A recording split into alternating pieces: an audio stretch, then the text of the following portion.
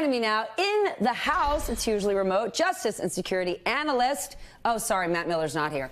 Matt Miller, also former chief spokesman for the Justice Department, and who is in the House, NBC News intelligence and national security reporter, Ken Dilanian. Kenny D, I must start with you.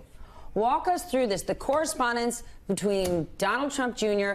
and Wikileaks. Because even if it was only 3 direct messages or emails, 3 is greater than 0. So good to be with you. So CIA Director Mike Pompeo today says that Wikileaks is a hostile non-state intelligence service doing the bidding of Russia. But if you recall, during the campaign, candidate Donald Trump literally professed his love. On them. He did say, I love Wikileaks. And as our own Mark Murray has pointed out, he mentioned Wikileaks 145 times in the last month of the campaign. 145 times. 145. And so now we know this may not have been an accident.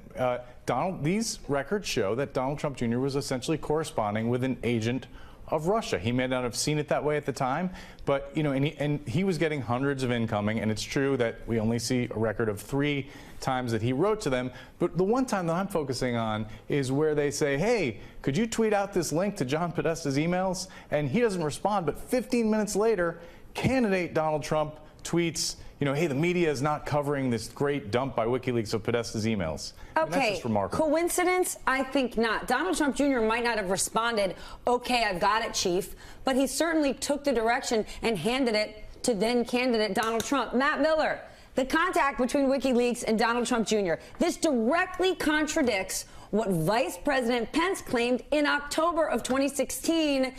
I call this segment Ignorance is Bliss. Take a look at this. Some have suggested on the left that all this bad stuff about Hillary, nothing bad about Trump, that your campaign is in cahoots with WikiLeaks. Nothing could be further from the truth. I think all of us have, have had concerns about WikiLeaks over the years. Actually, sir, it could be further from the truth. After the Atlantic report, the vice president's office put out this statement, quote, the vice president was never aware of anyone associated with the campaign being in contact with WikiLeaks. He first learned of the news from a published report earlier this evening. Matt, what do you make of this? It's not the first time the vice president has gone out and said something publicly that's turned out not to be true. Remember, it was the vice president, exactly. It was the vice president's statements about Mike Flynn that turned out not to be true that led to Mike Flynn's firing, or at least that's why the White House said they were firing Mike Flynn.